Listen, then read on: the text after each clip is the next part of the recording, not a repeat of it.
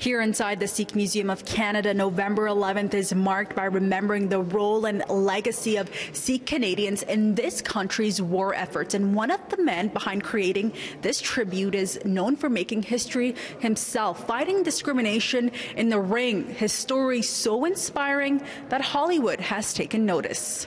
The ABC will argue it's their tradition that fighters must shave. This is who I am. I have a right to fight. Totally Sikh. In the upcoming movie Tiger, an amateur boxer is backed up into a corner, forced to either shave his beard, a mandatory part of a Sikh religion, to be allowed to enter the ring, or fight the ban that discriminates against his faith. His decision? To take on the boxing industry. I don't want to be that guy that ruins the sport he loves, or ruins it for you or the other fighters. You want to quit? Be a quitter.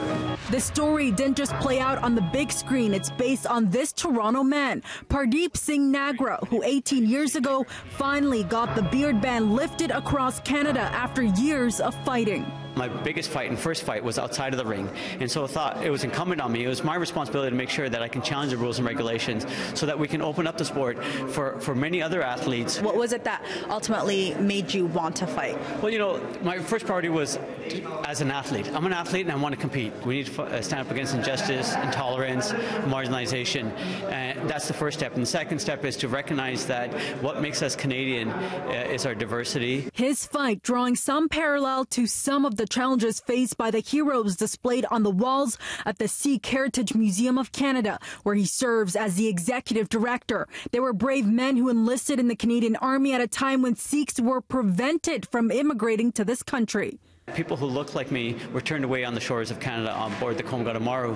Yet we still found a way that when Canada put the call out to find ways to serve, and even when the call went out, the initial call was not looking for racialized people to serve. And so whether it was the Indigenous community, the Black community, the Sikh community, or many others who are racialized, these racialized groups are oftentimes not included in the teachings of history, but these stories are starting to come to light, and not only at the Sikh Heritage Museum of Canada. The tributes and artifacts in this building not only serve to educate, but for those continuing this legacy in the Canadian military, it's an eye-opening experience. This event is especially important to me because there's just so much history around me that I did not know of.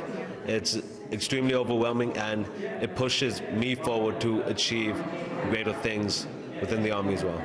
As people make their way inside this museum today, what are you hoping they walk away with? Several things. I think an understanding that, wow, shoulder to shoulder stood your grandfather and my grandfather. When the call was made, we were all there. Whether you were of a particular shade of brown or a shade of pale or grey. We were all together in those trenches. Those Sikh boxers are now allowed to compete with their beards in Canada. That isn't the case internationally. Many of these athletes continue to fight this ban, even citing Nagra as an example. The Canadian man remains in their corner. For City News, I'm Faiza Amin.